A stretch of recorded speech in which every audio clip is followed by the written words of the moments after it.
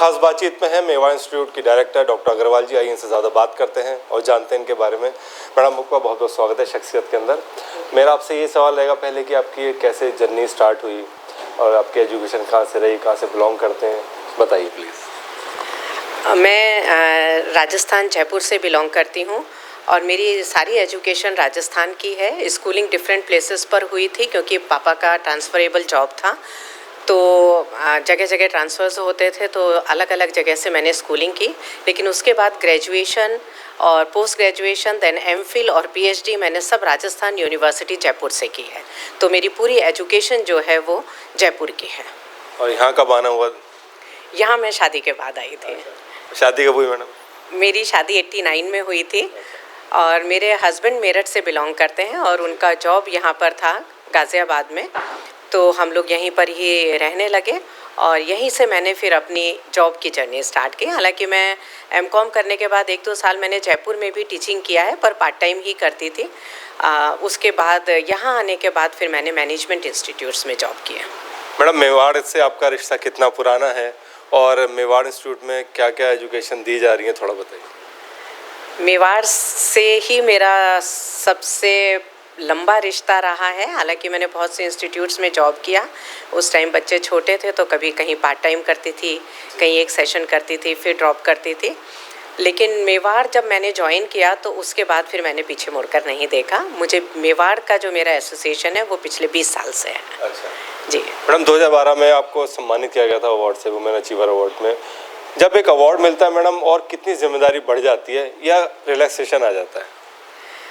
नहीं, अवार्ड मिलने से जिम्मेदारी कुछ नहीं बढ़ती है, क्योंकि समय समय पर आपके द्वारा किए गए कामों को रिकॉग्नाइज़ किया जाता है और उसकी जब पहचान बनती है तो कोई भी संस्था आपसे प्रेरित होकर वो अवार्ड आपको दे देती है। तो जिम्मेदारी ऐसा नहीं बनती है, क्योंकि अच्छा कर रहे थे इसीलिए अवार्ड मिला है। ऐसा नहीं है कि अवार्ड मिलने के बाद कुछ अच्छा करने की तरफ सोचना है। मैडम, एजुकेशन में बहुत सारी टेक्नोलॉजीज चेंज हो रही हैं, तो उसको लेके क्या मेवाड़ कितना अपना रहा नई टेक्नोलॉजी को, थोड़ा बताइए। देखिए, ये तो बहुत ज़रूरी है क्योंकि इतना कॉम्पिटिटिव वर्ल्ड है और मुझे लगता है कि एजुकेशन के फील्ड में कंपटीशन सबसे ज़्यादा है। आजकल बच्चों को एडमिशन लेना, अच्छे कोर्स में एडमिशन लेना एक बहुत बड़ा चैलेंज है। किसी भी संस्था के लिए, किसी भी ऑर्गेनाइजेशन के लिए अच्छे बच्चे कैटर करना, उनको एजुकेशन देना एक बहुत बड़ा चैलेंज है। और जब तक आप न्यू टेक्नोलॉजी को अडॉप्ट नहीं करेंगे तब तक आप इस कंपटीशन वर्ल्ड में सरवाइव नहीं कर सकते हैं।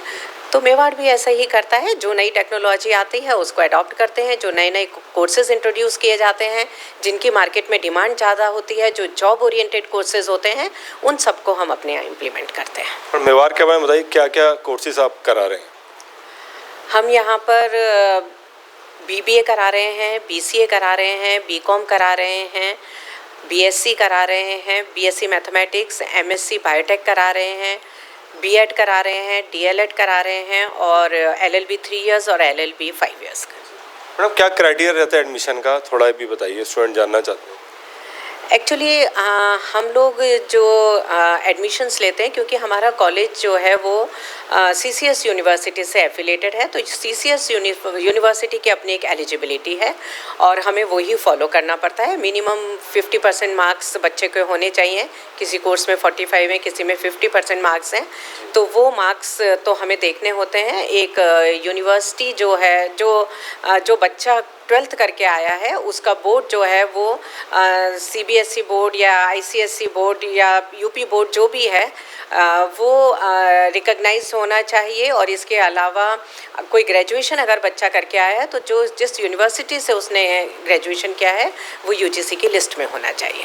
मैडम, एज ए डायरेक्टर आपसे मैं पूछूंगा, एक टीचर के अंदर, एक अच्छी टीचर के अंदर, एक सक्सेसफुल टीचर के अंदर क्या क्या क्वालिटी होनी चाहिए, थोड़ा बताइए।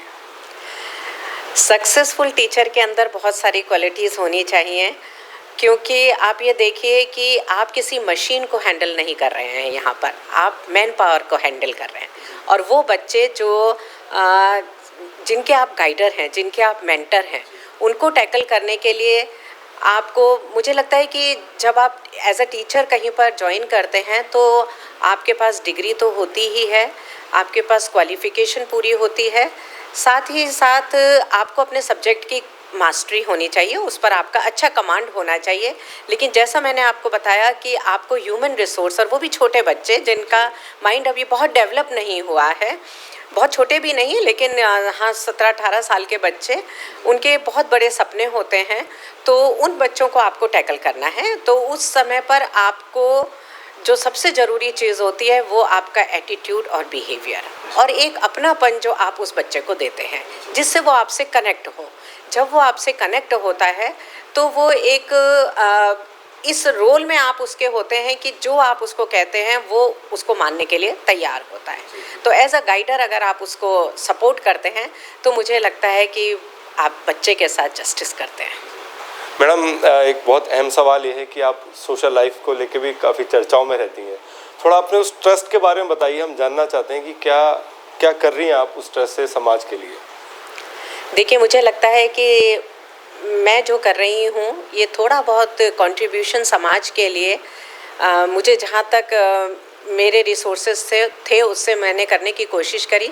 पर मुझे लगता है कि कोई भी व्यक्ति जो समाज से कुछ लेता है उसे किसी न किसी रूप में समाज को कुछ लौटाना चाहिए, और उसी कड़ी में मैंने अपनी एक संस्था अरिहंत चैरिटेबल एजुकेशनल ट्रस्ट बनाई है, और उसमें मैं समय समय पर बहुत सारे कार्यक्रम करती रही हूँ, अवेयरनेस के बहुत प्रोग्राम करती रही हूँ, हेल्थ चेकअप कैंप्स लगाती रही हूँ, बहुत अनाथ आश्रमों में और कोढ़ी आश्रमों में भी मैं जा जाकर समय समय पर जहाँ जैसी आवश्यकता होती है वहाँ पर, और जितनी मेरी कैपेसिटी होती है उसके अकॉर्डिंग मैं वहाँ पर चीज़ें भी देती रहती हूँ, दान करती रहती हूँ। फिर उसके बाद मैंने 2014 में अपनी ये ट्रस्ट बनाई थी। 2017 में मैंने अपना एक सेंटर इस्टेब्लिश किया गाज़ियाबाद में ही, नवयुग मार्केट में, जिसमें मैं गरीब बच्चियों को सिलाई और कंप्यूटर की ट्रेनिंग फ्री ऑफ कॉस्ट देती हूँ। और 2017 से अब तक 4 या 5,000 बच्चियाँ इस कोर्स को कर चुकी हैं, और इसको करने के बाद कुछ बच्चियों के जॉब भी लगे हैं। जो आगे पढ़ना चाहती थी 12th के बाद उन्होंने आगे पढ़ाई करी है, लेकिन जो जॉब करना चाहती थी, क्योंकि ये बहुत पुअर फैमिलीज़ की बच्चियां हैं, और बिल्कुल फ्री ऑफ कॉस्ट में उनको ये ट्रेनिंग देती हूँ, उनसे किसी भी तरह का एक पैसा भी इनसे चार्ज नहीं करती हूँ। और तो जिनको जो बहुत नीडी थी उन्होंने जॉब भी ज्वाइन किए हैं, और बहुत सी ऐसी हैं जो बाहर नहीं निकल सकती हैं, उन्होंने अपने घर में सिलाई करके अपनी अर्निंग करी है। तो ये बड़ी खुशी होती है कि आप सोसाइटी के लिए कुछ कर पा रहे हो। मैडम, एआई की बहुत चर्चा है आजकल, तो आपको क्या लगता है भविष्य के अंदर एआई कितना टीचर्स पे इफेक्ट डालेगा, या ह्यूमन की जो जॉब है वो कितना किल करेगा, और आप एआई को लेके अपने क्या विचार रखती हैं, बताइए।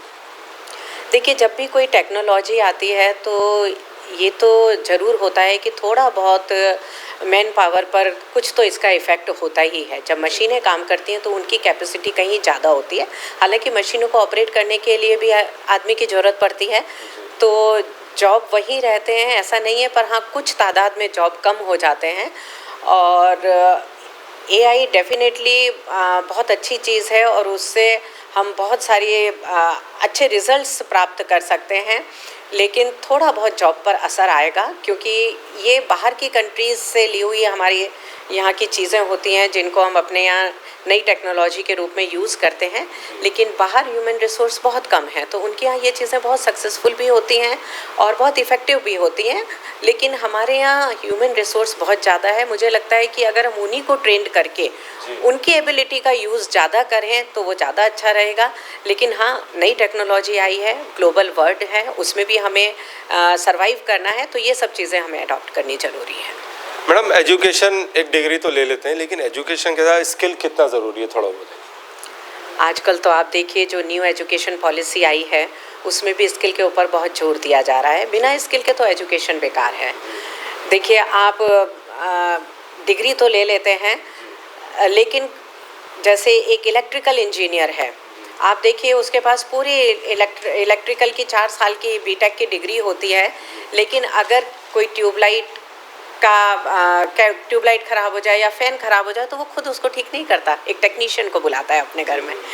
तो ये एक बड़ी त्रासदी है। तो इसीलिए जो न्यू एजुकेशन पॉलिसी बनाई गई है उसमें इस चीज़ को बहुत गहनता से सोचा गया है और ये विचार किया गया कि डिग्री के साथ साथ आप थ्योरेटिकल एजुकेशन लेने के साथ साथ अगर स्किल को भी, अपने हुनर को भी अपने हाथ में रखते हैं तो ये सोने पे सुहागा है और स्किल बहुत ज़रूरी है। मैडम अभी कितने स्टूडेंट हैं मेवाड़ के अंदर? मेवाड़ में 3000 स्टूडेंट्स हैं सभी कोर्सेज में मिलाकर। अच्छा सर। मैडम एक और सवाल है कि अभी इंडिया की एजुकेशन की अगर हम कंपैरिजन टू अदर कंट्री की बात करें तो अभी भी हमारी टेक्निक जो है काफ़ी पीछे है। तो आपको क्या लगता है कितने बदलाव की ज़रूरत है एजुकेशन के प्रोग्राम में इंडिया के? पीछे हम जरूर हैं, लेकिन एक बात मैं आपको बताऊं, हमारी संस्कृति बिल्कुल अलग है और देशों से हमारी संस्कृति अलग है। कभी हम विश्व गुरु जाने जाते थे, तो विश्व गुरु जो हम जाने जाते थे वो हम अपने संस्कार और संस्कृति के बेस पर ही जाने जाते थे। तो अभी हम पीछे हैं, लेकिन हम उनके साथ मुकाबला करने की कोशिश कर रहे हैं और हम दिन पर दिन तरक्की के पथ पर चल रहे हैं। लेकिन फिर भी हमें लगता है कि जो हमारी एक संस्कृति थी वो कहीं पीछे छूटती जा रही है, तो उसको भी हम साथ लेकर चलना चाहते हैं। लेकिन अब आप देखिए, आप कहेंगे कि हम टेक्नोलॉजी में पीछे हैं या हम एजुकेशन के फील्ड में पीछे हैं या उनका डिफरेंट तरीका है, हमारा डिफरेंट तरीका है। आज कोई भी देश ऐसा नहीं है जहाँ हिंदुस्तानी अपना परचम नहीं लहरा रहा है, तो इसलिए ये हम नहीं कह सकते कि हम पीछे हैं। हो सकता है हमारा तरीका अलग हो। मैडम इतने लोग क्लास में फेल हो जाएं या थोड़े मार्क्स कम आए तो डिप्रेशन में चले जाते हैं और फ्रस्ट्रेशन में आ जाते हैं। थोड़ा उन बच्चों के लिए कुछ संदेश दे बताइए। ये तो आजकल बहुत भयानक स्थिति हो रही है और आजकल डेली ही न्यूज़ में सुनने में आ रहा है, जैसा कि कोटा में हो रहा है।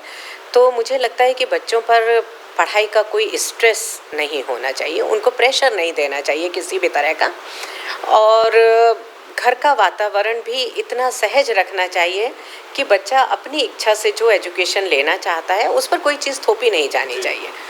और साथ ही साथ बाहर के एनवायरनमेंट में भी चेंज की ज़रूरत है, क्योंकि ऑर्गेनाइजेशंस की क्या डिमांड है उसकी तरीके का कोर्स करिकुलम अगर हम अपने यहाँ डेवलप करेंगे तो मुझे लगता है कि बच्चा थोड़ा स्ट्रेस में कम आएगा, क्योंकि वो क्वालिफ़िकेशन लेने के बाद फिर उसको जॉब इजीली मिल जाएगी। तो उसको लगता है कि ठीक है, मैं जो पढ़ाई कर रहा हूँ वो मुझे आगे प्रोफेशनल स्टडीज़ मेरी आगे मुझे सर्वाइव करने के लिए, अर्निंग करने के लिए ठीक है, तो उसके तरफ भी ध्यान देना चाहिए।